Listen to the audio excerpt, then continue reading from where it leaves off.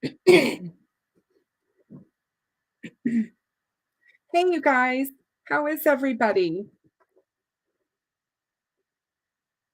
Thank you so much for coming. A lot to unpack tonight, so I want to get right into it. I want to tell everybody hello. So let's go through that first. I also have something, a disclaimer kind of thing that I'm going to say at the beginning before we get into the transcript. So, hey, Sling and Lead. It's really good to see you. Thank you for coming this evening. Bruce, always good to have you. You will definitely have a wrench tomorrow for tomorrow's live. Um, Frank Meister, good to see you. Always good to see you here.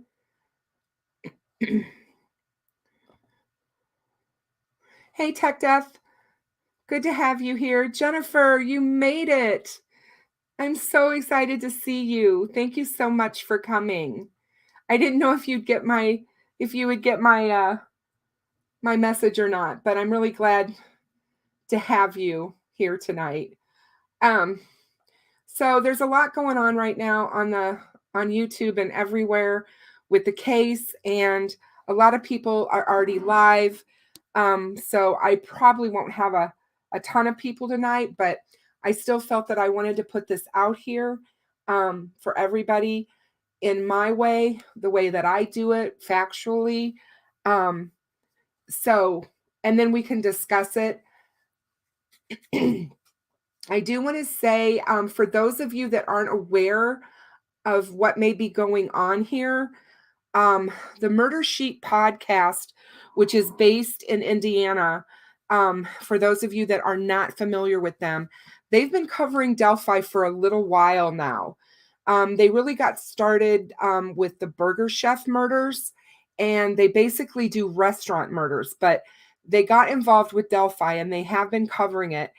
And this afternoon, well, first of all, I got a message from one of my Reddit subscribers this morning, and she sent me a screenshot of activity that happened on my case for Kagan's case.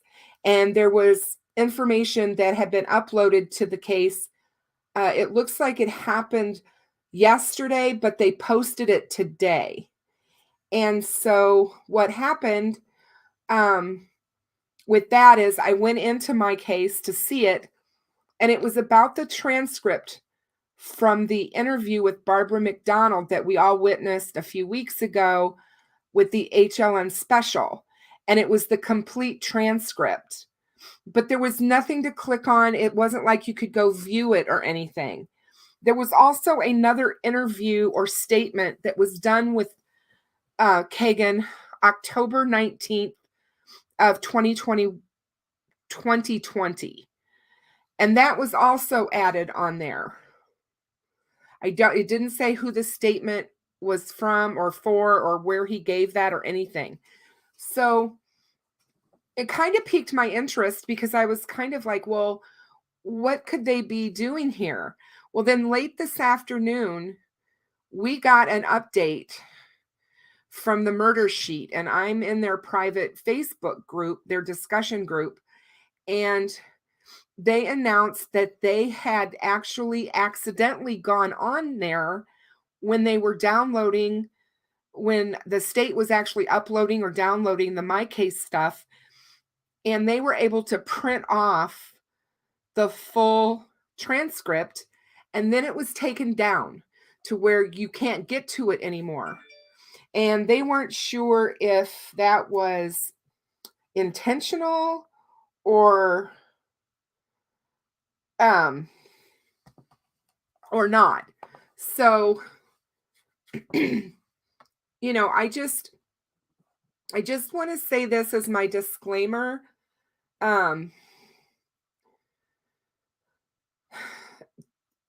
Tony Klein is not been named a person of interest in this case. He has not in any way been fingered or pointed at by law enforcement. We know that Kagan has been. We know that through the Anthony Schatz profile and through the information that we're about to find out here in just a few moments. But I just want to say that he's not been charged. Jerry Anthony Klein, Kagan's father, has not been charged with any crimes in connection with the Delphi murders, and nor has Kagan. We all need to keep that in mind when we go over this information. But given the public scrutiny that's come around the Klein family since everything blew up in December when we found out about Anthony Schatz and Kagan, the fact that the elements of Tony Klein's criminal record, they're very disturbing because he does have a criminal record. And there's research that the murder sheet done on that, but I've had access to Jerry Klein's record for a while now. And that was out there if you wanted to search for it on my case. But anyway, so we will go over that at the end. After we go over the transcript, we will go over and talk about the charges that Jerry Anthony Klein, known as Tony, has in this case. But I just wanted to bring forth to everybody and remind everyone that Tony is not a suspect. He's not been named a person of interest, and we need to keep this all in perspective. So now, with that being said, welcome Inquisitor 1313. Hello, who's your girl? Very good to have you with us. I certainly appreciate all of you.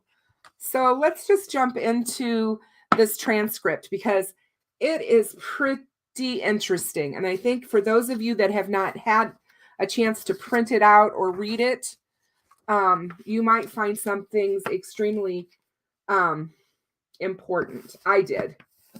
So this was a videotaped interview of Kagan Klein by Barbara McDonald from HLN on December the 9th of 2021.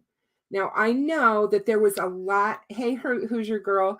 I know there was a lot of people that were saying that this interview had been done right after Kagan was arrested. And we found out today that is not true.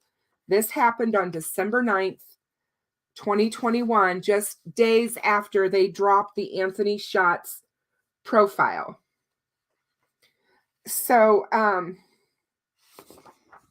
let's get right to the interview. So what I'm going to do is I'm just going to read to you as Barbara McDonald asking the question and then read Anthony's or Kagan's response. And I'll go slow so that you can understand who's answering and who's asking. So Kagan says, hello. And Barbara replies, hi, Kagan, how are you? I'm good. How are you? I'm okay. My name is Barbara. We haven't met. Yeah, I didn't know your name. Do you realize, and that was indiscernible. Yeah, I can hear you. Okay. Can you hear me okay? Yeah, it blacked out real bad, and I couldn't hear you, but I can hear you now. Oh, so are you aware that there's a bunch of news stories out there linking you to the Delphi murders? Yeah, I saw that on the news. How do you feel about that? I feel like I'm being harassed. Completely. Did you have anything to do with the murders? No. Of Abby and Libby? No, not at all. I gave up my DNA, a hair follicle test. I've done everything they've wanted me to. Where were you on February 13, 2017? I was at my house. They have my GPS locations and everything. And you were on in Peru, Indiana? Yeah. Okay. Did you, and it was inaudible, that you created this fake profile, Anthony Schatz? Is that correct? Yeah. So Anthony Schatz was communicating with Libby?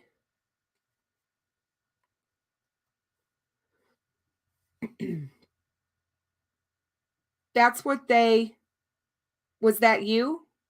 That's what they said. Was that you?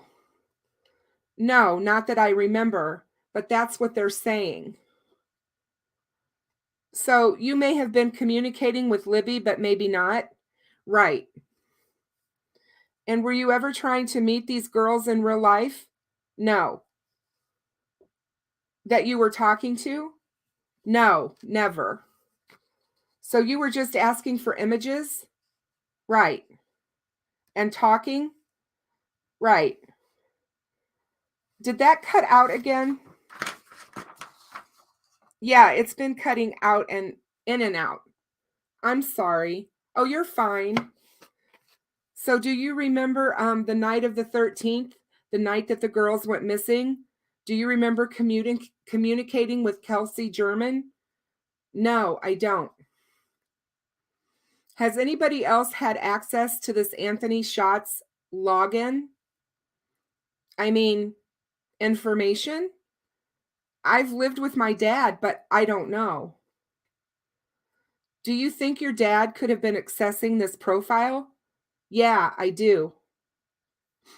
Do you think that your dad could be involved in no? What happened to Abby and Livy? No, because I was with him that day. So you were both at home in Peru, Indiana? Yeah, I lived with him. Okay. Yeah. So you know that he didn't have anything to do with the murders?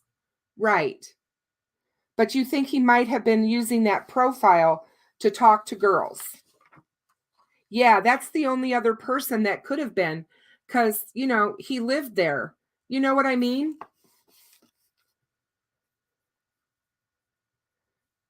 So you guys had all access to the same electronic items? Right, yeah. So in the search warrant at the probable cause or the probable cause affidavit for the arrest for the charges that you are facing right now, right, it says that you had turned over a bunch of electronics when they first searched your home. Right. Hey, Chaotic Beauty, it's good to see you. Thank you for coming. And when they did the search warrant on your home, did you know that was regarding Abby and Libby's case? No. No, they would not show me anything. I didn't even see the search warrant still to this day. Really? Yeah, on both times I've been, because that happened in 2017. And then when I was arrested for these charges in August 19, 2020, they still never showed me a search warrant. Wow. So you don't know then what the search warrant, which case that was about, whether this was just, no, I had no clue. I asked them, hey, what is this for? And they told me to shut the hell up and get in the car. And are you aware whether you may have talked to Libby on the 13th? That's what they said. That's what the police tell me. Inquisitor, yes, it was in 2021, a few days after the Anthony Schatz information was dropped. Hey, Grizz, thank you so much for coming. Alicia, so good to see you. Thanks, you guys, for answering those questions for me. Welcome to everyone who's coming in, and thanks to all my mods. I love having you here. So did Are you aware whether you may have talked to Libby on the 13th? That's what they said. That's what the police keep telling me. That you did? Yeah. And do you have any recollection of that? No, not at all. And I've told them 100 times, I've done everything they've wanted me to, and it's like they're just harassing me. So were you surprised that all of this came out this week? Oh yeah. They told me they were going to put something out, and I said, that's fine with me. I don't care, I'm innocent, so you can put out whatever you want. And I have a friend who lives in Texas that's texting me and telling me, hey, you're on the news here. Yeah, and now it's all over. Yeah. I'm going to stop for a second because my question is he's in jail, right? So how's he able to text with somebody in Texas? I'm just curious. It's national news, right? Have you talked to any other reporters? No, I have. I have not. Since this happened? No, I have not. Do you have any interview requests? I mean, I'm open to anything, but no. Okay. So have you been cooperating with the investigators? Yeah, 100%. Anything that they ask me to. And when was the last time you talked to any of these investigators? This would have been Monday. They came to the jail on Monday. And what did they say? I'm sorry. And what did they want from you on Monday? A polygraph test? And what did you say? I said, yeah. And they jogged me around for over an hour, and my lawyer was in there, and I told him, hey, like 3 or 4 times, hey, give me the polygraph test. And he wouldn't do it. He kept saying, no, I got more stuff to ask you. So you were never polygraphed? I have been one time. When? Well, when it happened, because I immediately was like, well, give me a polygraph test, a DNA, whatever you want. I'll do anything. And you have, and it was inaudible. You did give them your DNA? Yeah. Yep. And a hair follicle test. Okay. So what kind of things have these investigators been talking to you about? Well, about more than my case here, and then my involvement with Delphi. Okay. Yeah. And have you been to Delphi? No. I was in Delphi in high school for a football game, but that's the only time I've ever been in Delphi. Have you ever been out to the Monon High Bridge? I have no clue where that is even at. I couldn't even tell you how to get to Delphi. So why do you think investigators are putting so much focus on you right now? I have not a clue. I think it's because they said I was the last person to talk to her. That is what they've told me. Oh, and then she shows up at the bridge and they're abducted and later found dead. Right. And that was not you? No, 100% no. They have my GPS the whole day. And how do they have your GPS for the whole day? From your phone? Well, from my phone, yeah. Okay. I don't know how they do it, but yeah. And he's shown me that day all my GPS locations. You know what I mean?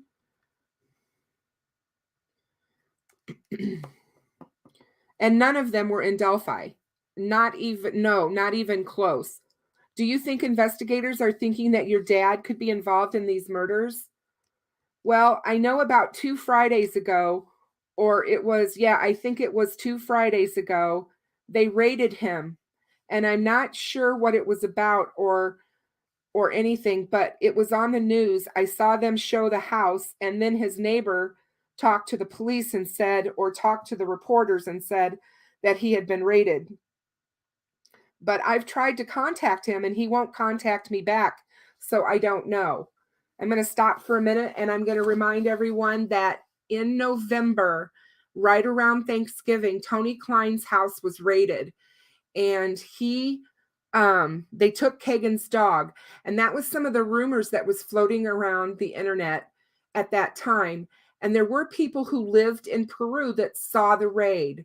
So, they were saying that this is what happened. Up until now, it was all rumor. We now know that's no longer the case.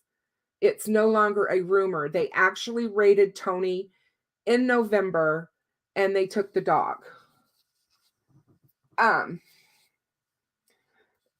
So, let's see.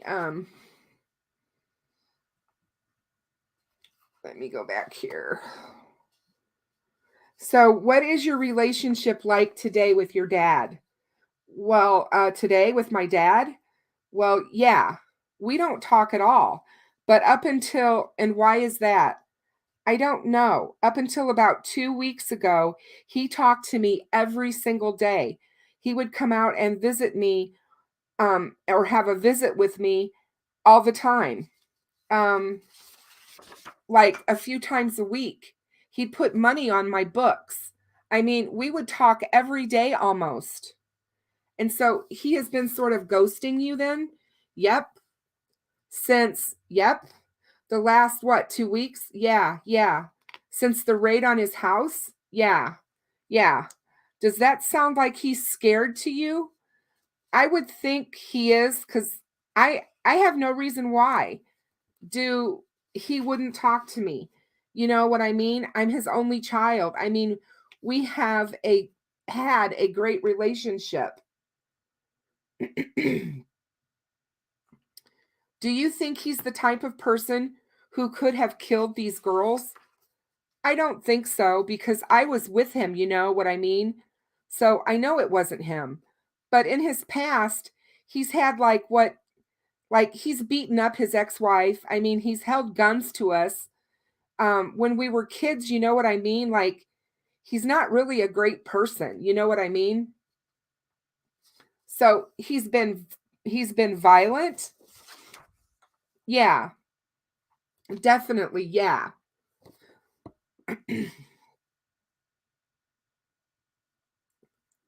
Can I ask you, do you know who Ron Logan is? No, I don't. Ron Logan is the property owner where the girls' bodies were found out by the bridge. Oh, okay. Do you know if your father knows him? I have no clue. I've never heard that name before. Interesting. So has your father ever stopped communicating with you before this? No. When I got arrested in August of 19th, 2020, he didn't talk to me for about 5 months. And then just one day, I think it was in April, he just started talking to me again. But yeah, I mean, my whole life, we've always had a great relationship my whole life. Besides when I was a kid, you know. Sorry about that.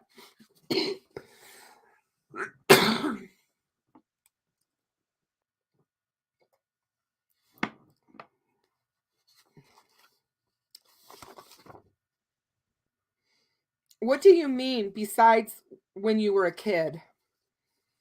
Was he abusive? Yeah, real bad. In what way? Physical and emotional. A lot, pretty much emotional my whole life. So tell me about the 13th. What were you guys doing all day that you know for sure he was with you the whole day?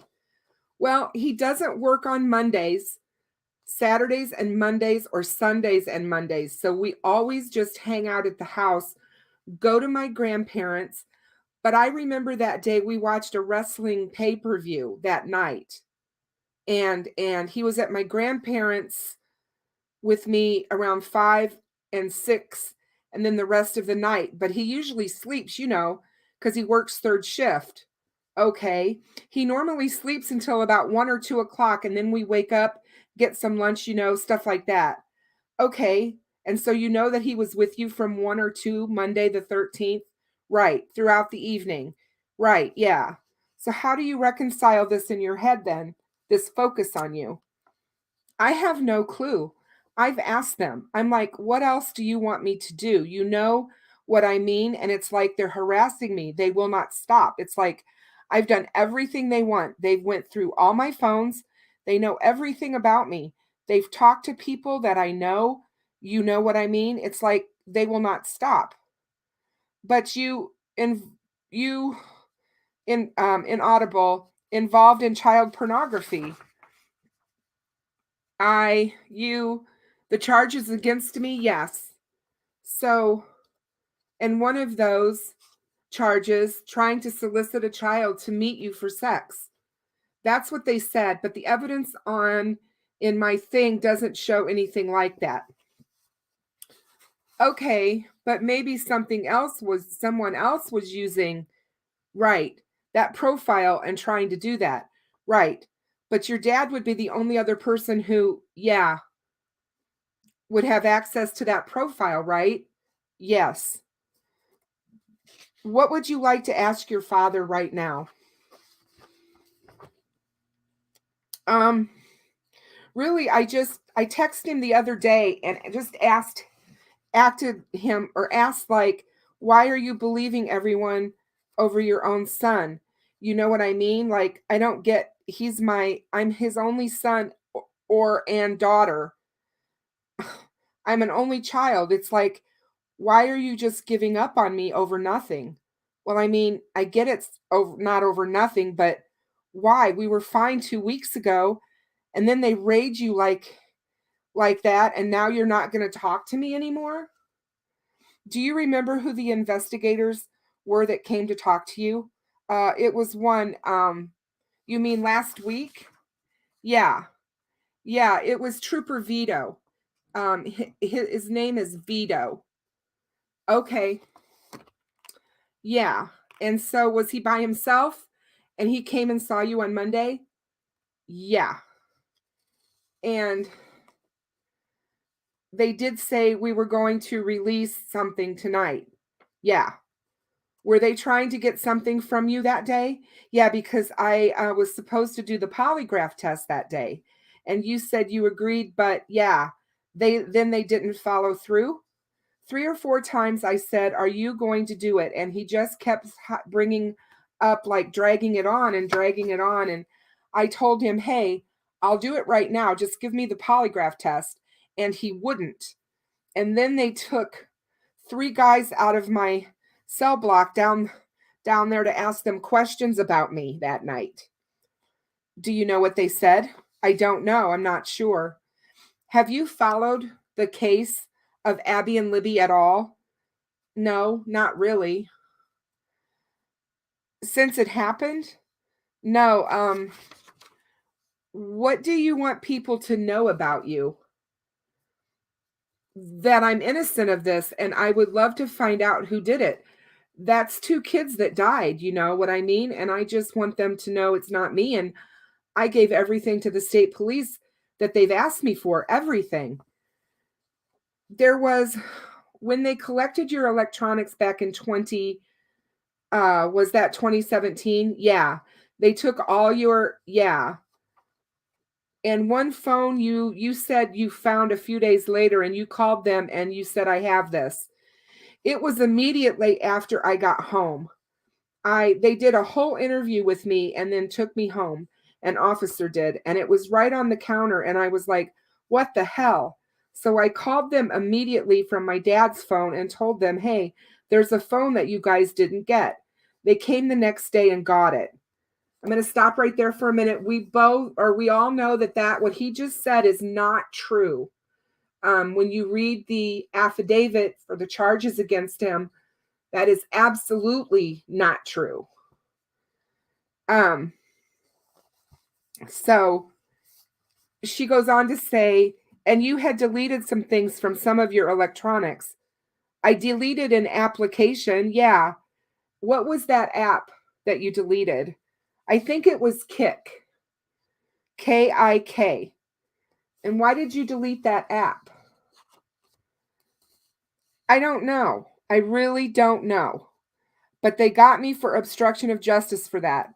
That was a woman that I talked to there, and her name was Tracy. It started with a K, but she was a child protective something. And I was like, well, she goes, just be done with it. And I was like, well, I'm going to delete everything. And she goes, yeah, that's fine. And so I did. That they still hit me with obstruction of justice 2 times for that, even though she said it was okay to do that.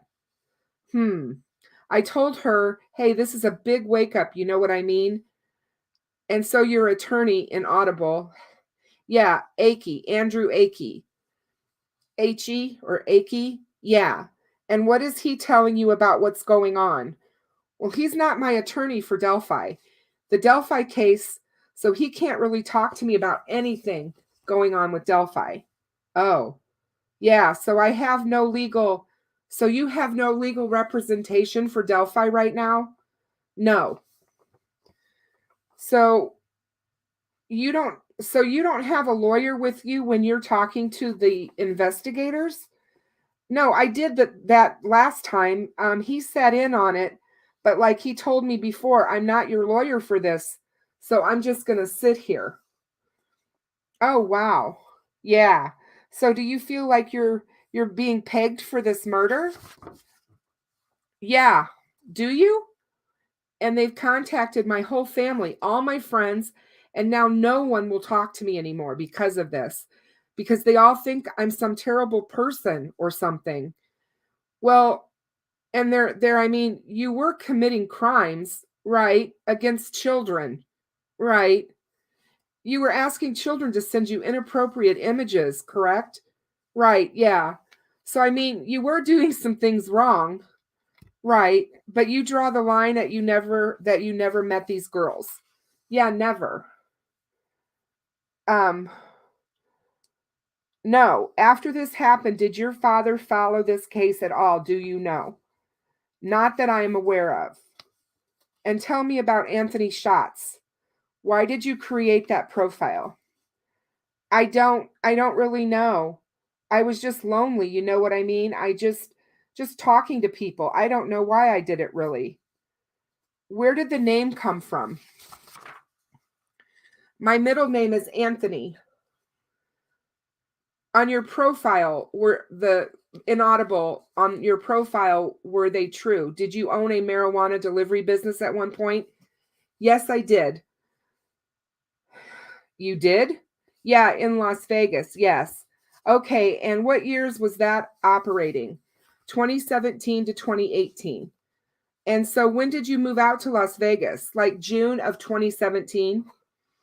Okay, and you worked as a casino dealer out in Vegas as well? No, I didn't. Okay, and what about armed security guard? Did you ever do that? No, but I worked, well, not really. No, so no. But I did help one of my friends. I was a bounty hunter out there. But no, I wouldn't say that. I didn't pay taxes or anything for it. So no. Okay. You know what I mean? Technically it wasn't a job. So you weren't like licensed or anything as a bounty hunter. No. Okay. Were you ever carrying a weapon? Yeah. Okay. I wasn't expecting and to hear any of this from you. I am surprised that you don't have an attorney representing you on these charges. Yeah. So there's a podcast that's been released where one of your friends supposedly talked to a podcast host and said you were into all kinds of dark things and that you were out on the dark web. Is that true? I'm going to stop for just a minute. This podcast that they're talking about is actually the Murder Sheets podcast as well. And it's been around that time or a little bit before that time, they had put out a podcast where they spoke to one of his childhood friends.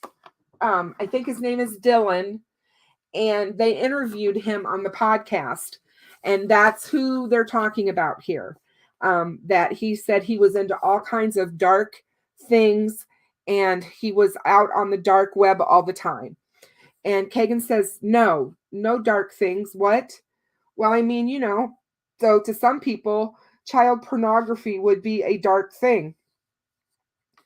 Yeah, but I didn't discuss any of that with any of my friends or nothing like that. Okay, so, but there was something you and your father both shared?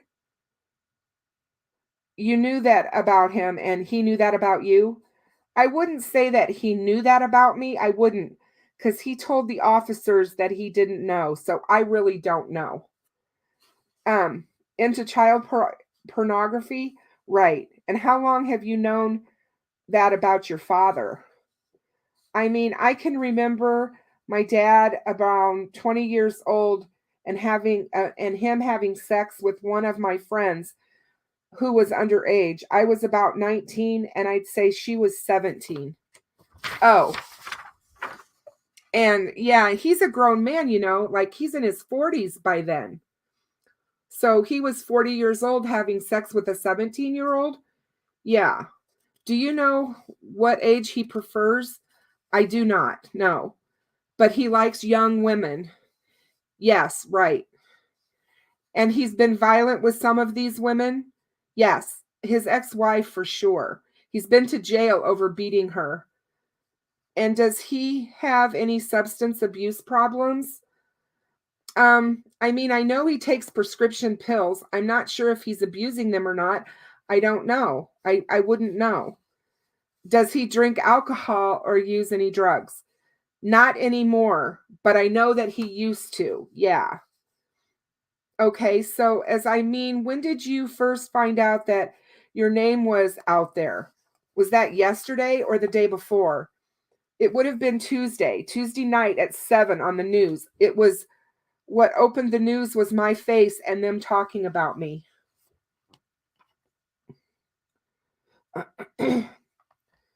And what went through your mind when you saw that? That's crazy that they're putting this out there because they've done this to a few other people with the Delphi case, put their face out there on the news and everything. And so you think you're just the latest target? Right. How much did you weigh in February of 2017? Do you recall? How much did I weigh? I would say 300 to 310 pounds. How tall are you? I'm 5'11".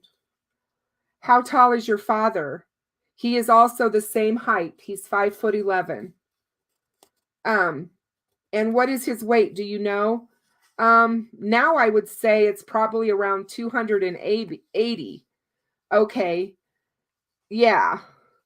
And I mean, I know you say he was with you that day, but would your father be capable of going out and walking this bridge and killing two girls? Would he physically be capable of doing that? Oh, yeah, yeah. He hunts and he's got to pull out deer. So, I mean, yeah, I think he would be capable of doing it, but yeah. But you know that he was with you. Yeah. I'm worried that the clock is going to run out on our interview here pretty soon. Is there anything I haven't asked you about that you want people to know? Just that I'm innocent. That's it. And do you think you're going to be charged with anything related to Abby and Libby's murder? No, I don't. So the state police haven't threatened that? No. Do you feel like they're trying to get you to pin this on your dad? Yes, I do. And that's probably why he's not speaking to you? Right, because when I first got arrested, they told me that they knew it was my dad, and if I would tell them, all my charges would be dropped. They told you that last year?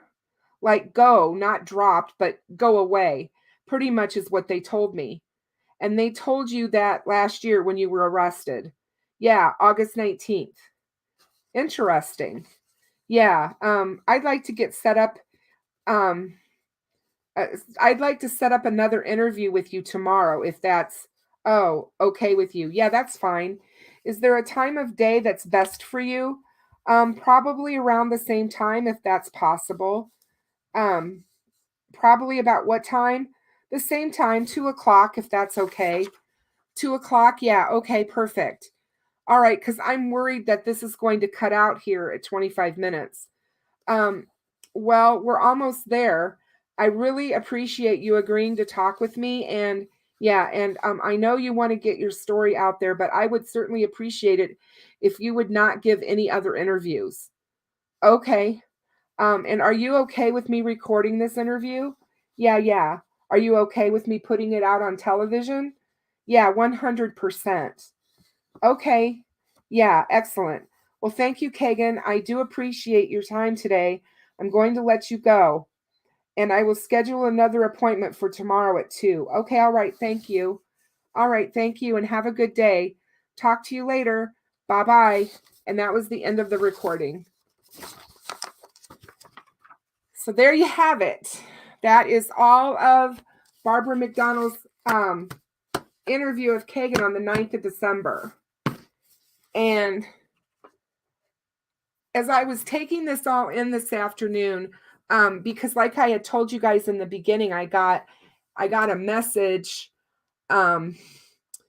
early this morning from one of my Reddit subscribers telling me that something had happened on my case, which would have been this being released and then taken back so that you couldn't see it anymore. And when the murder sheet came out with it, I was just blown away. And I happened to be doing an email string with Gray Hughes, and he hadn't heard about it. And so I had already printed out the transcript from the Murder Sheets Facebook page, their private page for the discussion group. And so I sent it to him, and that's when he was like, well, I'm going to go ahead and do a live on this. And I was really trying to decide. I also was in conversation with a couple of my mods about it as well, because at first I thought maybe we shouldn't say anything about this, because if this had been accidentally put out on my case and they didn't mean to do that, this could be volatile and upset everything that they're trying to do around this case concerning these two men. And so I mulled that over for a couple of hours. Everybody else was going live, and that's why I ended up not coming on until 9, because in my mind I was trying to figure out what I really wanted to do and how I wanted to present it all to you guys. And I think this is huge, and I think that we need to, first of all, everybody has said that that Tony Klein is too big, too tall. He is not. He is 5'11". His son confirms it. He weighs 280 pounds today, but he has had numerous surgeries since 2017 because of his diabetes, and he is not as healthy as he was back then. So I still say go back and look at his photos from 2017 when he was going to all of his racing things with his friends, and he is easily within the range, the weight range for a bridge guy, in my opinion. Now, I am not by any way, shape, or form saying that this man is bridge guy. Let's get that clear right up front. But I think that what Kagan said in this full interview is very damning. It could be damning to his father. Something is definitely going on with these two. We know for a fact now that nobody was in Las Vegas in 2017. In February of 2017, I mean, they were not. They were home. They were in Peru. He even said that. He talks about, well, when did you go to Vegas? I went to Vegas in June of 2017. So all that stuff that was put out on Facebook and all the things that were put out later and backdated, all that stuff was just to try and create alibis. I really think that we really need to look at this stuff all differently. I think people there have been people that absolutely refused to look at the Kleins when this information came out in December about Anthony Schatz. They were just absolutely wouldn't even talk about it. And I'm like, this stuff that came out today in this interview is huge. Now, yeah, could he be lying about it all? Sure. We know he lies.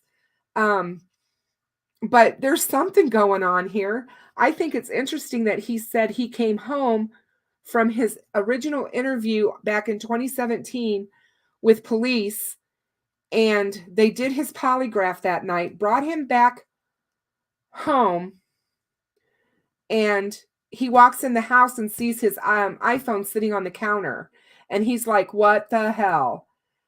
Really, Kagan? Now, either that's a lie and Kagan is lying, or his dad picked that iPhone up while the officers weren't looking and pocketed it possibly, and Kagan didn't know it didn't get turned in.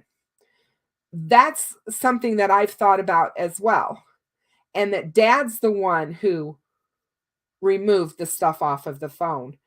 But again, as much as they lie and as much as we've caught them in fabricating alibi information on Facebook and stuff, I don't know that we can totally believe everything that he's saying here. Now, I do believe that when he was talking about the child abuse, he said he was abused physically and emotionally by his father his whole life. I think that there could be some credence to that. Tony has a violent past. He was arrested and jailed for abusing his ex-wife and physically assaulting her.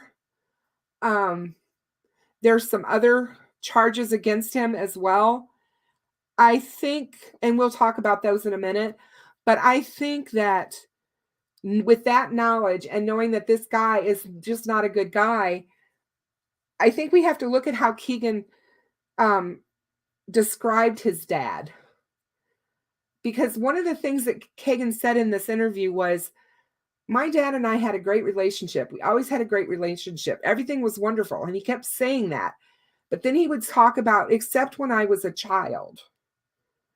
Now, it can't be one or the other. I mean, either you had an abusive father who was abusing you and being horrible and awful, or you had a great relationship with him. I can't see that. So I do know from my schooling and the degrees that I have that some children who are habitually abused by their parents throughout their childhood, their young adulthood, and their teenage years, those children still deeply love their parents, do not want to see their parents get in trouble, and will sometimes do whatever they can to protect them. This may be what's going on here. It's hard to say. But if he's an emotionally abused child and had all these things happen to him, it wouldn't surprise me that he would stand up and say that his dad wouldn't be possible for him to do that. But he turned around later in the interview and said, oh yeah, he's a hunter. He goes out and he field dresses deers and drags them in and all of that. If he's able to do that, then he's able to commit these murders. So yeah, it's like you're talking to one person and then he turns around and he says something completely different. So I really think that this was, hey, why? Good evening. I really think that this is big, as I said before. And I think that we really need to stop and take a breath and let everybody take it all in and what was said and kind of go back.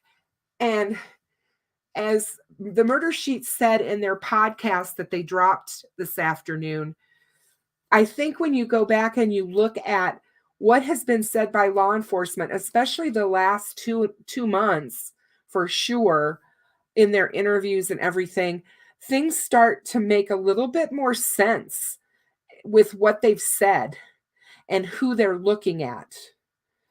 Now, there's a lot of things that jump into my mind about this with these two. I've always felt that Tony had something to do with this. I never felt like Kagan fit the description well enough. I never did, but I've always felt that his dad did. And today I finally got proof of that for me, for what I've been looking for, to find out that he's 5'11". He fits the height range, which I had always thought. If you go and look at his Facebook and look at him standing next to these sprint car racers, the drivers who he's really close friends with, those guys are usually smaller, on the smaller side, to fit in those sprint cars.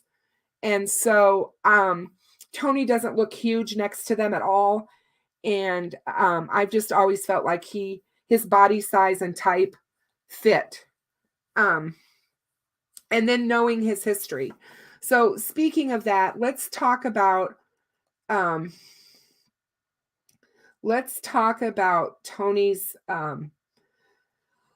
hold on one second here.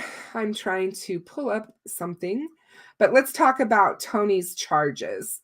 I want to go over those a little bit with you so you guys can see this. It's hard for me to see them the way they posted them. So give me just 1 second here as I'm trying to read them. So, the first one is dated 2005. It's a battery resulting in bodily injury, from June 7th, 2005. The undersigned says that on or about June 2nd in Miami County, state of Indiana, Jerry Anthony Klein did knowingly touch in a rude, insolent, or angry manner, to wit, hit resulting in bodily injury, to wit, redness and or swelling and or abrasions or bumps on forehead, contrary to the form of the statutes in such cases made and provided by, and it gives the statute number, and against the peace and dignity of the state of Indiana. So that is the first, and that was a Class A misdemeanor, is what that was for, and it was battery resulting in bodily injury. The state moved the court for an ordering restricting the defendant from having contact with the alleged victim and or certain witnesses in this case. The court now finds that such an order is necessary to preserve the safety, peace, and dignity of the community, as well as the safety of the alleged victim witness named herein. The defendant has been charged with the commission of the crime of battery resulting in bodily injury, a Class A misdemeanor, as a condition of the defendant's release from custody pending trial. In addition to all other conditions previously specified, the defendant is ordered to have no contact with victims, and it's redacted, in person, by telephone or letter, through an intermediary, or in any other way directly or indirectly, except through an attorney of record pending trial. This includes, but is not limited to, acts of harassment, stalking, intimidation, threats, and physical force of any kind. The defendant is ordered to have no firearms, deadly weapons, or ammunition in his or her possession, and the defendant shall not visit the following locations during the period of his or her release: wherever the defendant knows the victim is to be located. And it shows that he was picked up. They served him at 3:20 in the afternoon on July 29th of 2005. And it was a protective order for no contact and workplace violence restraining order. So that was what was served on him on June 29th of 2000, or July, 29th. This order does involve intimate partners as defined. So this was his ex-wife. The order will remain in effect until this case has been tried and the defendant has been sentenced if found guilty. Violation of this order constitutes a violation which could result in the revocation of bond or release on personal recognizance. Violations of this order also constitutes a violation and may also subject the defendant to federal prosecution. This order is valid in all 50 states, the District of Columbia, tribal lands, and United States territories. So, he bonded out on a cash bond of $3,000, and excuse me, and his trial was set for August 26th of 2005. So he went to court, he went to trial, and on January 27th of 2006, he was ordered on probation for a period of 345 days, beginning January 27th of 2006 and expiring on January 7th of 2007. So he was actually put on probation for this offense, and he paid court fees, and pretty much that's it, and said that he would not bother, harass, or attempt to contact the victims in this manner. And he was supposed to also be required to participate and complete successfully an anger management counseling program. And so, let's see, they also requested at the same time an order of protection for a child. And the order of protection was for the child of the ex-wife. The child was 11 years old, I believe. Hold on a second, because I can't see it really well, but I do believe she was 11. And so he was told that he was not to have any contact with this child, and they felt the child needed protected from him because she witnessed the battery. She was present when it happened. So she was going to be a witness against him, of course, in court. There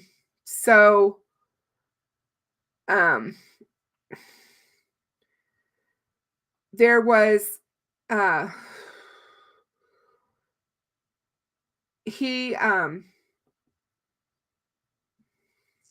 hold on one second. She was on her bicycle, I think, because it happened outdoors. So what he did after that, after all that transpired, he decided that he would stalk the 11-year-old. And so he and another man in a truck or car or whatever was watching her outside. They were sitting in the car watching her. So he got in trouble for that, and they charged him with another crime from that. And that to me is just really, I don't know, that to me just really bothered me that he was willing to stalk a child like that. But anyway, he was also accused of taking money and food from pizza delivery.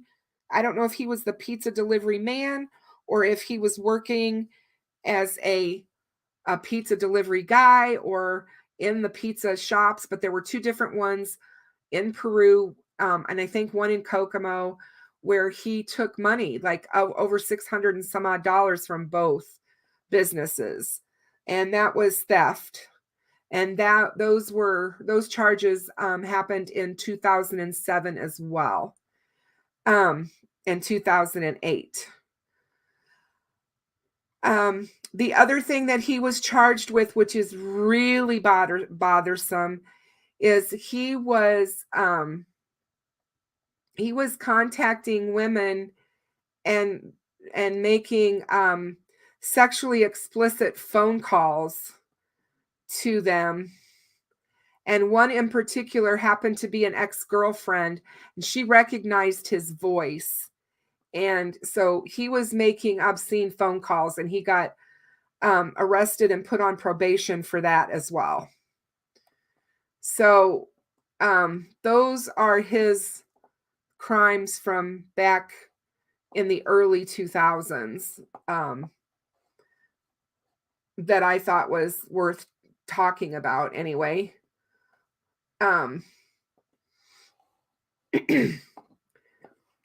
Obviously he's got some problems, and you know, I don't know, it's just a lot. It's a lot to unpack. It's a lot to take in. So I don't know. I have a problem anyway with anyone who physically thinks that they should be able to abuse women and has that kind of anger. I think they're capable of doing just about anything. So that's one thing right there. But anyway, how are you guys feeling about everything that you've heard tonight? I mean, let's go through and look at some of the comments that we've had throughout me talking so much. I just want to kind of see what's going on here.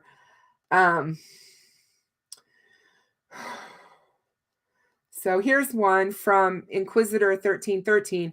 Did Kagan state his dad's home was raided 2 weeks after his arrest in 2020? No.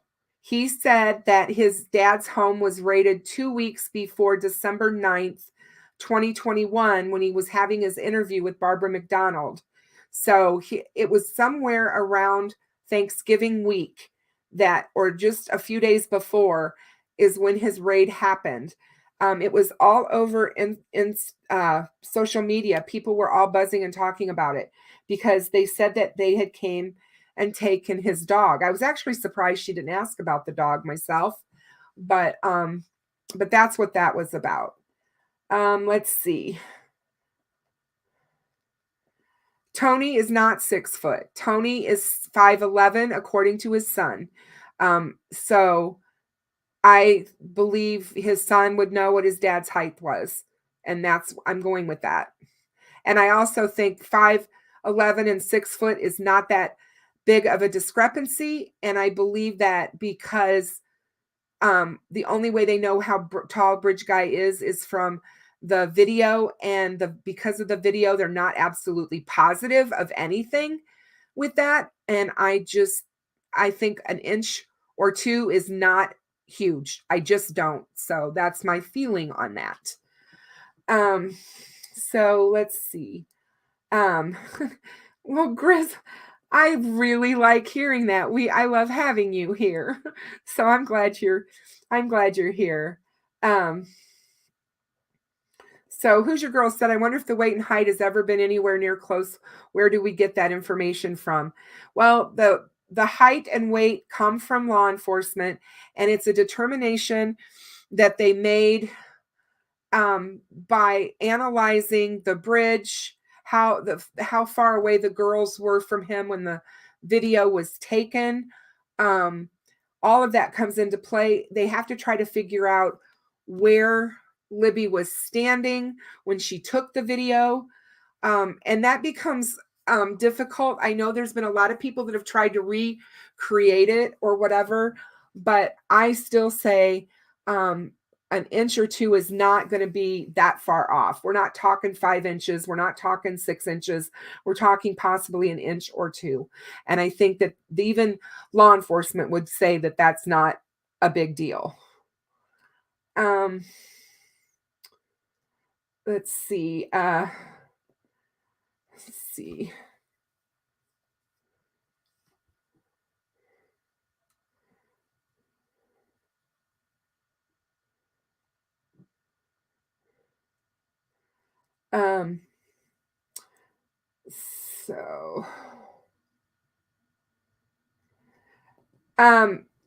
Sleuth, I don't know that that's true. I wonder why that question was asked. I absolutely want wonder why that question was asked. She did no follow-up questions about it. She just asked the question. He said no, and that was it. So I don't necessarily believe that Kelsey was talking to anyone. I don't know why she asked that question. I think it's terrible that she did it and then didn't follow up. I wish she would have followed up with why she was, not necessarily why she was asking the question, but just a little bit more questioning of him about it. Let's see. Hey, Alicia, it's always so good to see you. Mbakwe, there are some photos on Facebook of Kagan and his mom. According to court records, he went to live with his dad in December of 2014. Yeah, he didn't always live with his dad. It sounds like there's probably a good reason for that if there was so much abuse going on in that home. I would kind of figure that out. I still think it's odd that he talks about his dad in such a, well, my dad was really great. We had this great relationship. And then all of a sudden, he says, but except for when I was young, when he was threatening me with guns and being physically abusive and emotionally abusive. I mean, emotional abuse is horrific. Physical abuse is bad enough. You can kind of recover from physical abuse physically, but the emotional abuse is so horrifically scarring forever. It's, I just wonder, like I said, it's not beyond the realm of possibility that his dad has him so frightened that, that he's willing to say whatever. I know that Doug Carter said specifically that persistent pressure pays off. They're pressuring him. I think they're trying to pressure Tony. I think they're doing everything they can. And it may very well be not an accident that this all came out today. Hey, Oopsie-daisy. And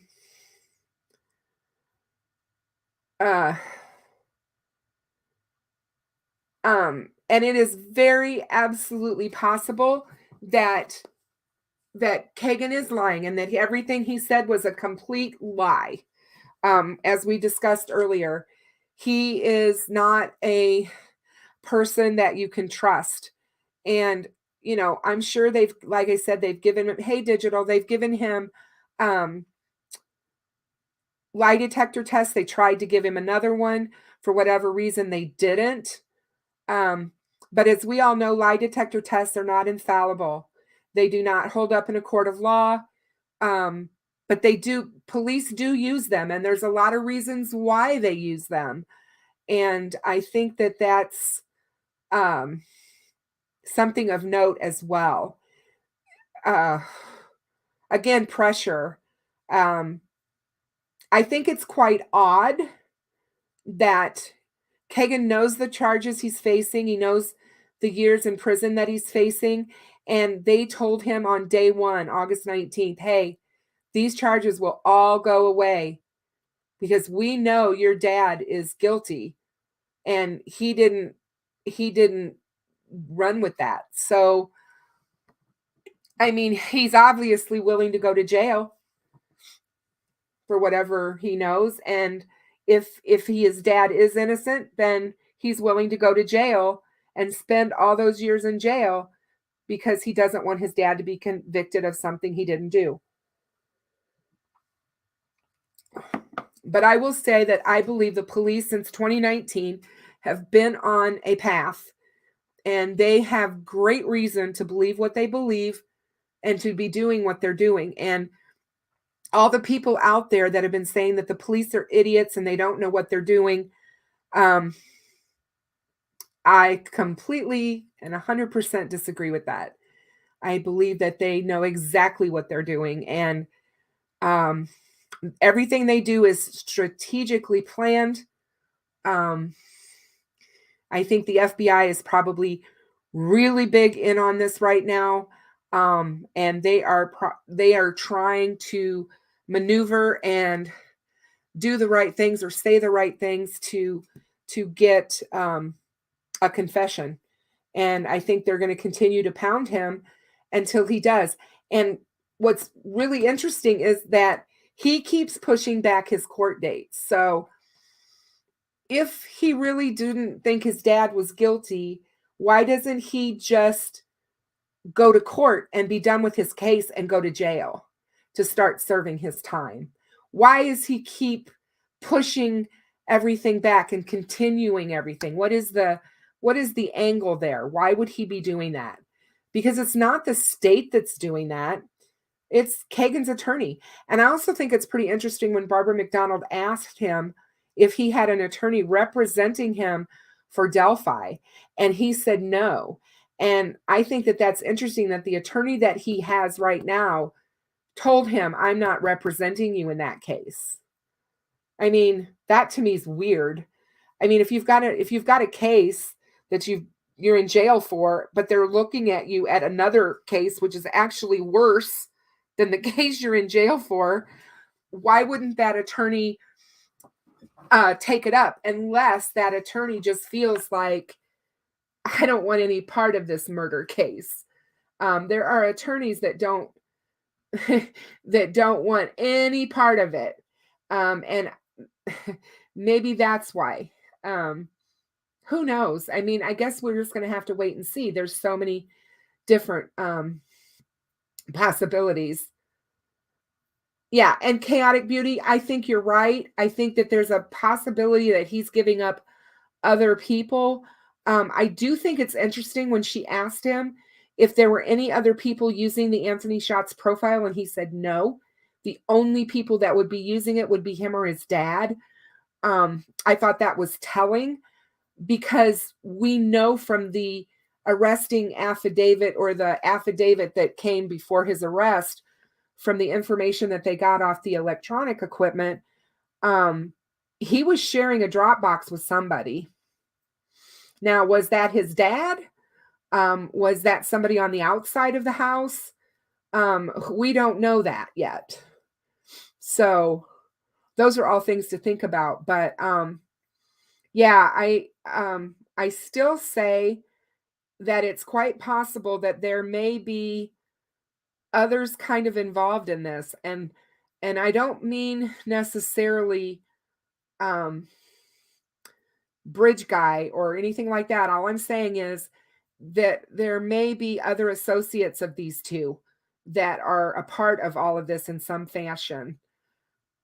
I just remember that, I still keep going back to the old saying that we're going to be shocked when we find out what is really going on here. And I'm not so sure the shocking thing is that a man who abuses his wife and his kids, that's going to shock us all that much. So I'm wondering, yeah, agreed, Chaotic Beauty. Is it somebody that his dad knows? Is it is it a friend? Is it a family member? Is it somebody he works with? Is it somebody, that has power, like you said? Oh, thank you, Oopsie Daisy. You're so kind. I like to look at things objectively, but and keep an open mind and not put myself into a box. But I also like to keep things within the realm of what we know and not fabricate evidence and stories within a theory, because when you start talking like that, all you're doing is hurting the case. So I try to stay pretty straight and narrow when talking about it. I think it's the only way to handle the case. But I mean, what do you guys think? I mean, what are you guys thinking? Do you think, is there anybody in here tonight that thinks that they still have nothing to do with this? I'm curious about that. If there's anybody in my chat tonight that thinks that Kagan or Tony Klein is not wrapped up in this somehow with the Delphi murders, put a 1 in the chat.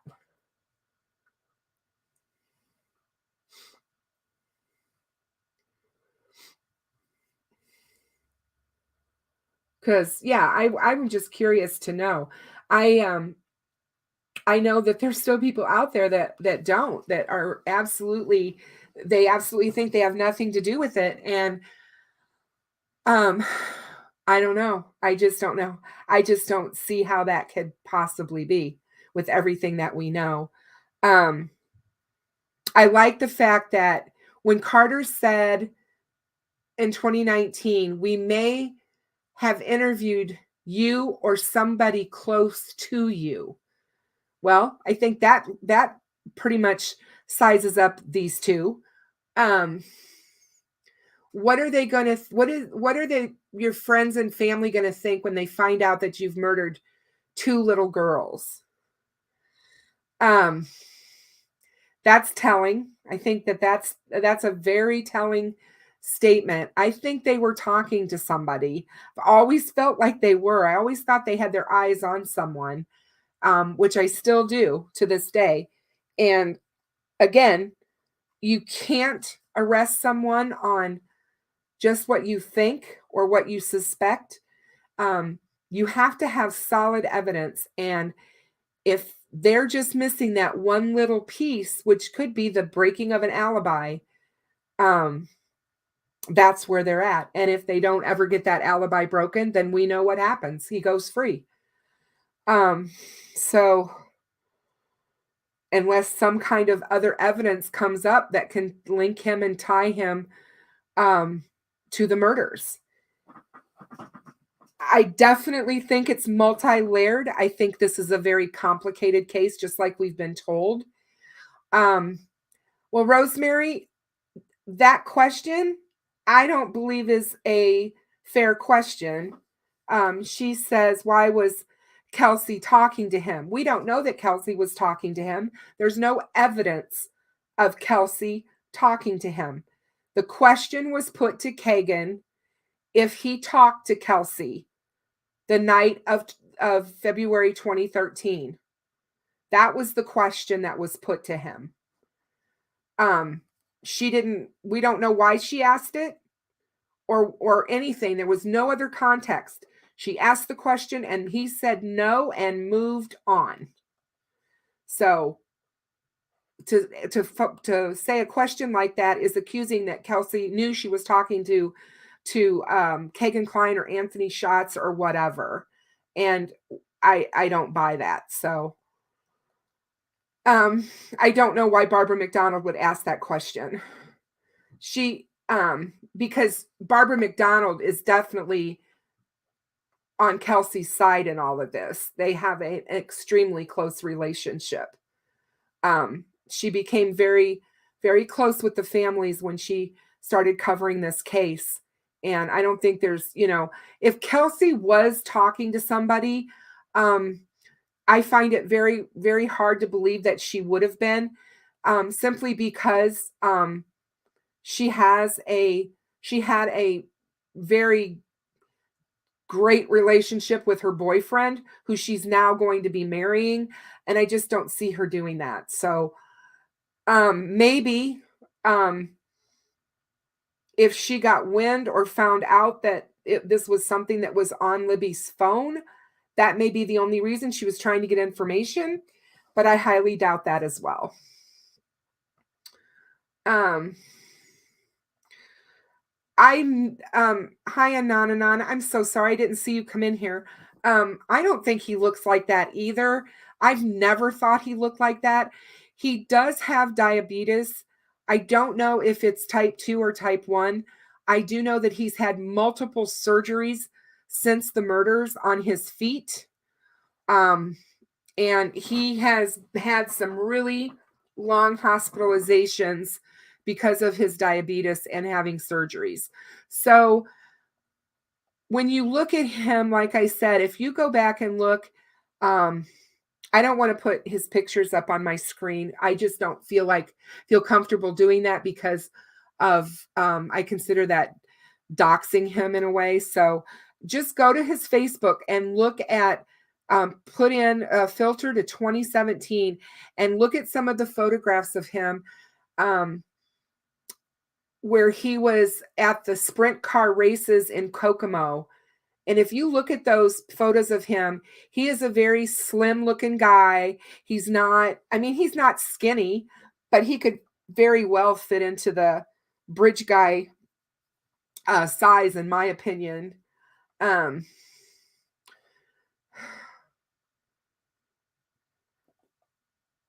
Let's see. Country Girl, I always thought it was more like Tony than Kagan, in my opinion. I agree with you 100% on that. So did I. And you know, one of the reasons why people will ask me this, and I know I'll get emails tomorrow. Hey, Maria, welcome to the show, hun. I'm one of the things I think people will ask is, why do you feel that way, Kristen? Well, if you go back and you listen to the audio of Bridge Guy, I've always had a hard time with that voice being somebody young. I just don't think it sounds like somebody young. It sounds like a smoker. It's kind of rough and gravelly. And so I've always felt that it was somebody older. And that was just me. I mean, I just always felt that way.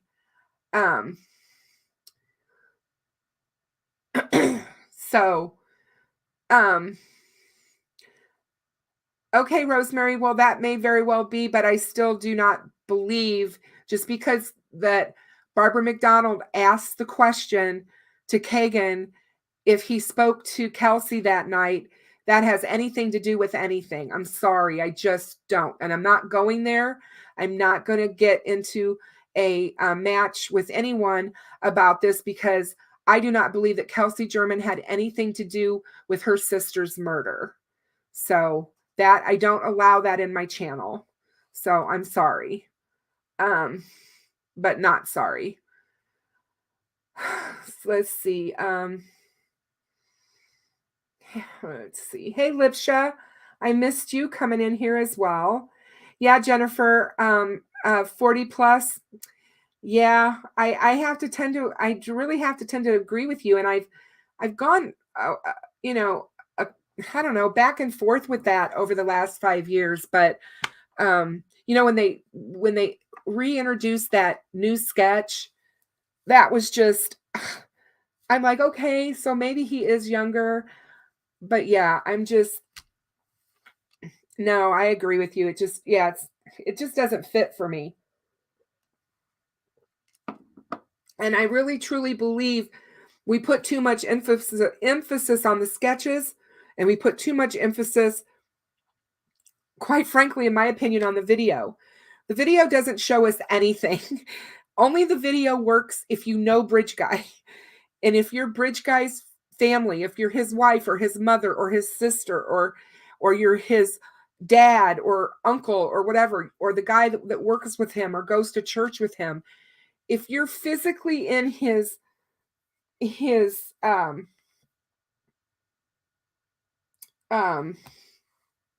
group of close, intimate, personal, family, friend group, you're going to know who that guy is in that video on the bridge. But if you don't know him, that means nothing to you. You're never going to be able to pick him out. You're never going to be able to say, oh, that's him. It's that Doug Carter has told us over and over and over again, and law enforcement and has, that video is for those people, not for the general public to go out and try to identify him. And composite sketches are not photographs, and composite sketches are not going to always look exactly. In fact, most of the time, I did a video on it. You can go watch it. But most of the time, the composite sketches don't look like the perpetrator.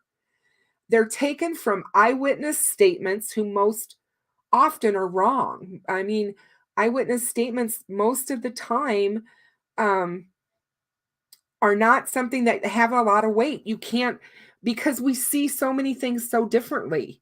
One person sees something completely differently than the next person. So all of that plays into that. So I really think we just can't put all that weight into that. I do believe that Jennifer's right when she says it does show us how he typically dresses. He typically dresses like a Midwestern guy, a Midwestern father, a Midwestern middle-aged guy. I mean, that's, blue jeans and a jacket. I mean, I don't see anything special there, but which makes it difficult. Hey, Hoosier Cold Cases. Um, it's good to see you. I kind of miss you. Just wanted to say, I miss your channel greatly. Your boots on the ground videos were absolutely amazing. So, thank you for coming. I agree with you. This transcript just blew me out of the water today. I still have things racing around my head. So, what, Corgi Mama says, why would law enforcement say, what will your family think? He isn't in power or prestige within the community. Doug Carter's plea makes no sense with Kagan or Tony. Well, that's true, to a degree. What will your family think doesn't necessarily have anything to do with prestige. I think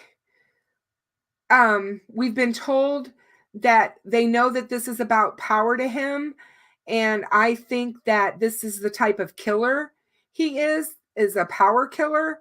And he likes to be in control, whoever this person is. And I think that that's one of the things that he was talking about.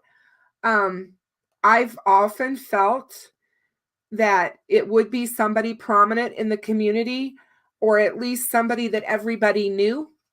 And Tony is very well known in Peru, Indiana, and Kokomo. He is known extremely well around the sprint car circuit.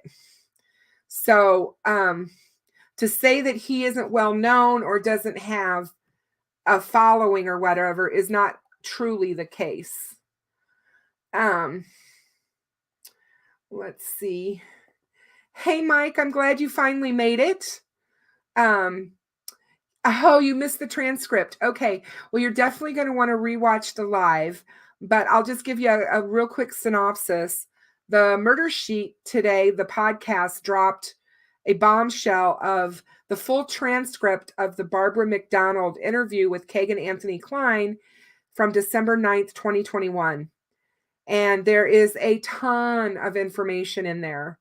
And it looks like law enforcement basically told him the day they arrested him that they felt his father was responsible for this crime, according to what he has said in the transcript. So, again, we have to take it with a grain of salt because he could be lying, and we need to always remember that. I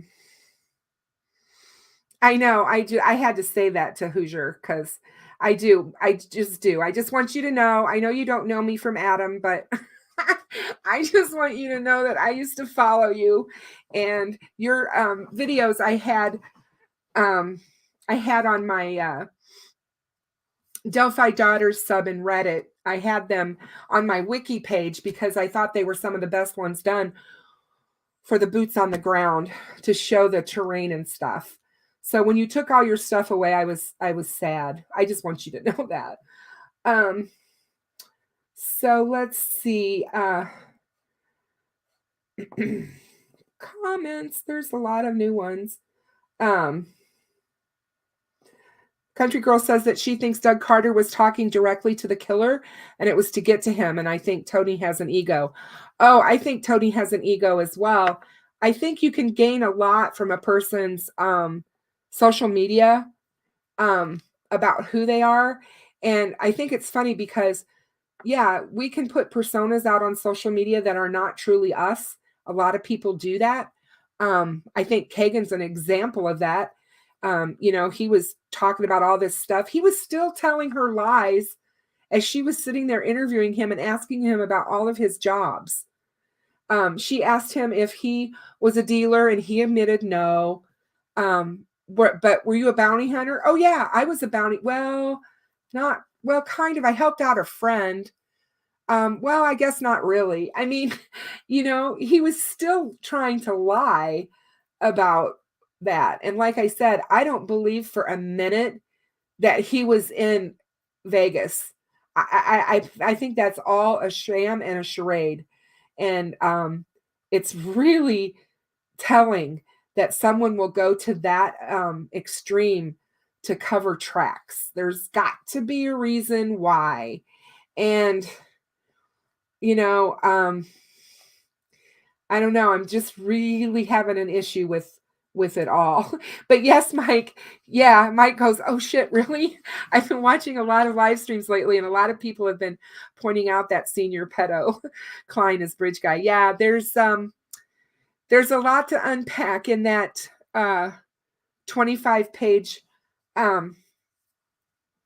transcript from the interview. So I suggest that you, when you do have time, to go back and rewatch my live, because I read it verbatim, so you can hear exactly what questions were asked and how they were answered.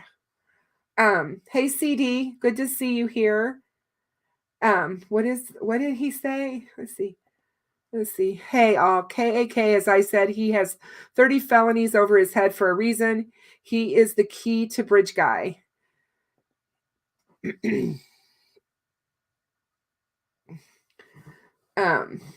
So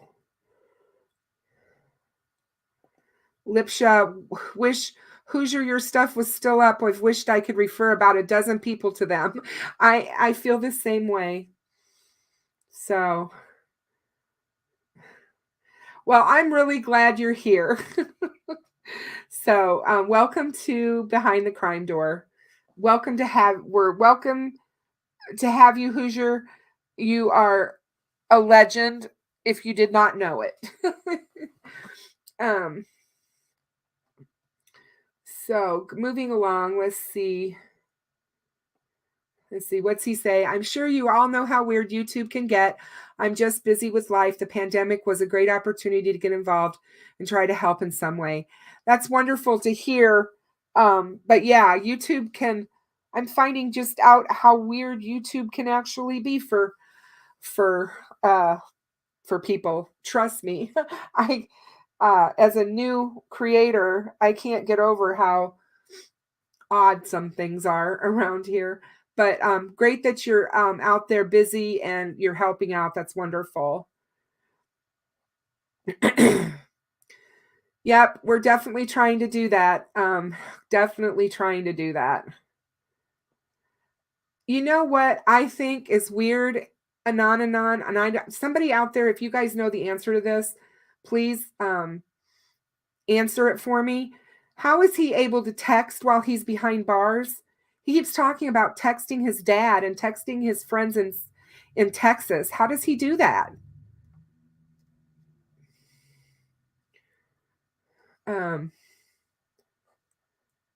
I'm creeped out. Tony Klein is watching videos on him and his son. TK. Is TK Tony Klein? Who's TK? Are you talking about Tony Klein?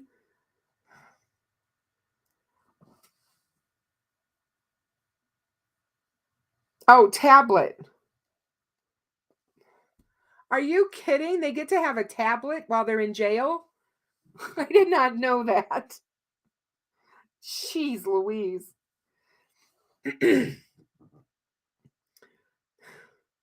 That's crazy. Well, like I said, I just wanted to come on and share it all with you. I thought it was important information. And I thought that it was something that we could talk about and discuss because, quite frankly, I see movement in this case. I've seen movement in this case for a while. And True Crime Maria and I have been discussing it a lot lately about what it all could mean.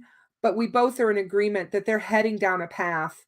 And I do think we're going to see an arrest. I just don't know who it's going to be and when it's coming, but I know it's coming. I didn't know that, Maria. I thought that everybody had to use the old payphone on the wall. No, I'm just kidding. I know they probably don't have that anymore.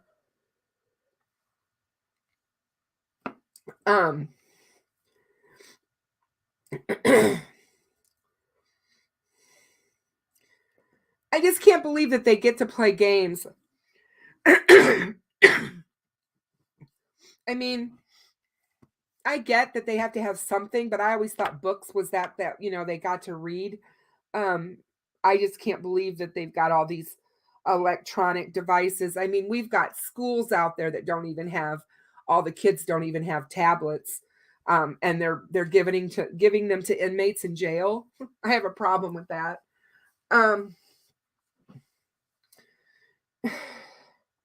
You're right. It is. I agree with that. It is that they get to see their kids, I guess. Let's see. Does anyone know about the other document? No, but I will tell you, Alicia, that when you listen to the Murder Sheet podcast, they reference it, and I think they're going to do another podcast on it. So I look for that to drop probably soon, because I think they got that document as well. So I think we will probably find out what that interview, it's not really an interview. What did they call that? Maria, do you remember what they called that when we were talking about it earlier from the 10/19 of 20 with Kagan? Let me look it up. I think I've got it open. Hold on. A statement. So it's a statement. He made a statement to somebody on October 19th of 20. And that was the other thing that was uploaded.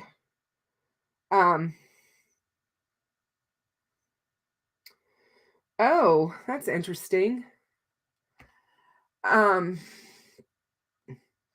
So anyway, I just read a note that someone just sent me. Sorry, guys. I apologize. Thanks for that, Maria. Let's see.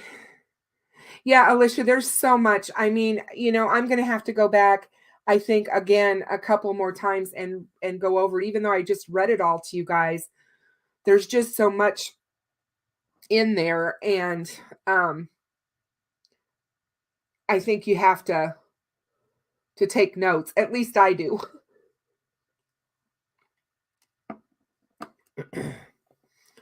And I agree with you, country girl. I do think that this is the most interesting connection.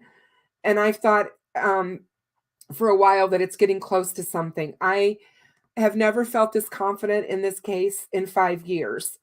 I don't think that that police have ever put out anyone as strongly as they have him, as being associated with, knowing, or part of these murders. And that's just how I feel with this. And I think it's interesting that they told him,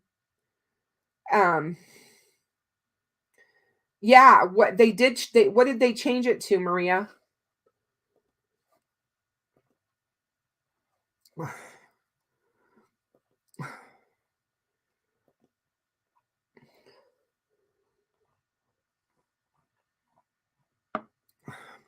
Hang on a second, I'm looking it up.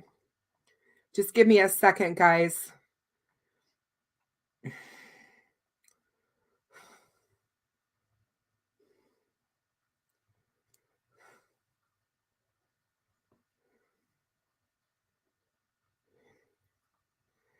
Yes.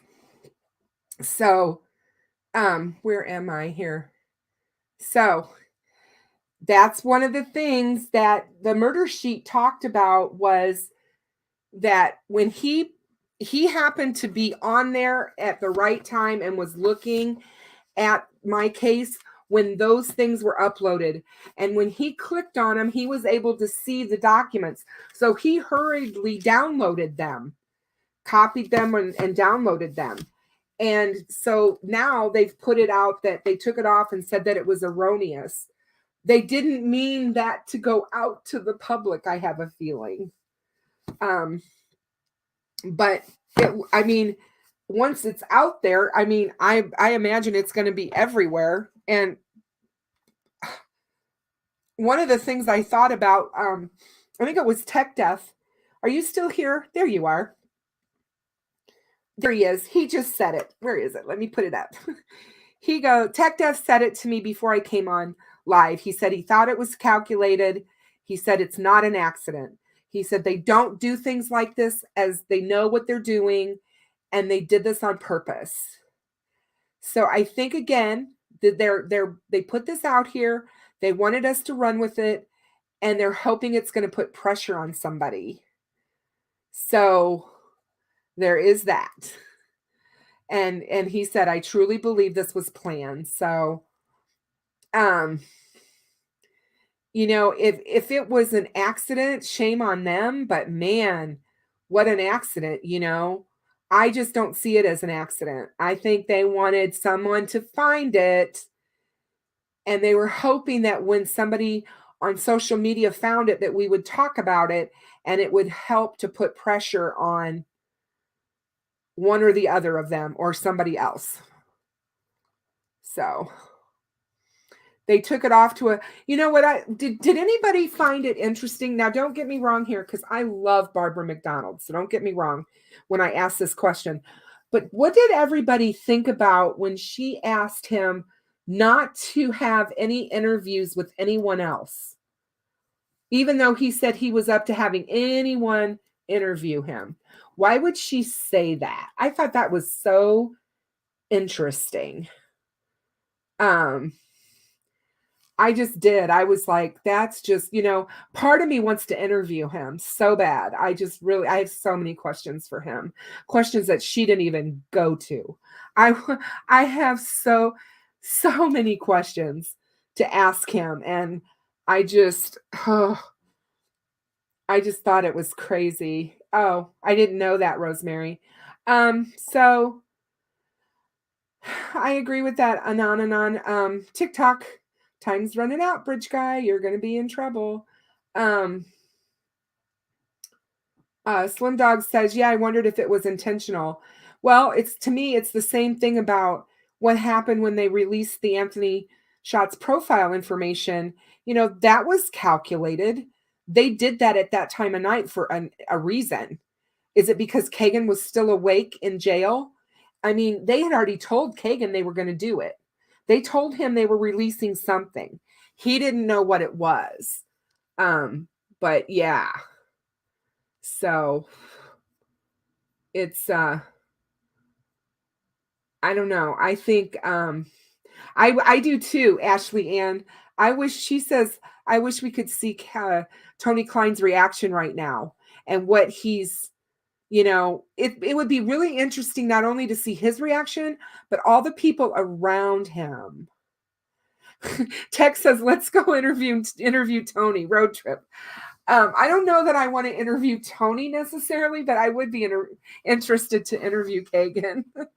Only because, come on. If I was going to go interview Tony, I'd have to take a couple of guys with me. I don't know that I would feel comfortable in that thing. But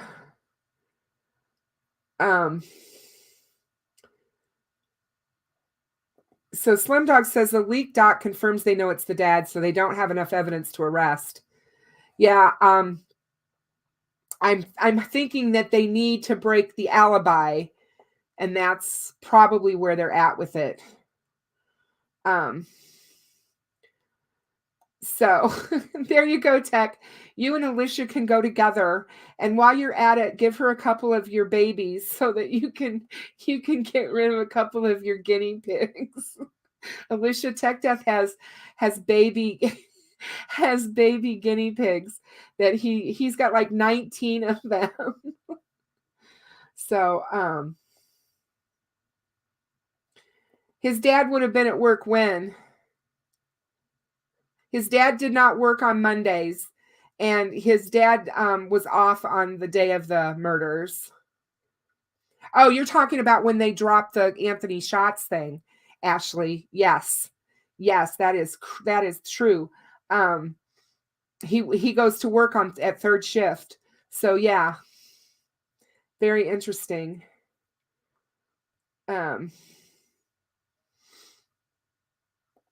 Yeah, his dad was off on Monday, February 13th, 2017. Um, yeah, text says, please, someone, please take some. um, does anybody know if the Tony Klein house is still being surveillance? Is there still surveillance there? Does anybody know? I know that was reported a month or so ago, that they still had police watching that house. I just wanted to know if anybody knew if that was still the case or not, if we have anybody local to Peru or anybody who's related to somebody from Peru, because I'd be interested to know that.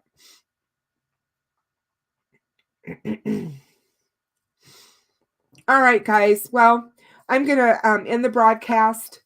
I'm glad that you all came tonight. Please hit the subscribe and the like button for me. Watch my video that I just put out if you want. And I also want to give a shout out. I like to do this to all my friends that are in the chat that have channels. Please make sure that you look at Chaotic Beauty. She has a wonderful channel. True Crime Maria has some of the best videos out there regarding the Tony Klein scenario. So please make sure that you look at her information and subscribe to her as well. And I also want to thank everyone for coming and supporting Behind the Crime Door. I love my mods. You guys were great tonight. Thank you so much, everyone, for remaining cool, calm, and chill in the chat and being so respectful of each other. You guys are so great. And I hope that you guys can, digest this information that you found and that we can have another wonderful live tomorrow. Do not forget that I will be on tomorrow night at 8:30 with a live with Skip Jansen as my guest for the first guest on my show. So you guys have a great evening, and I will talk to you all later.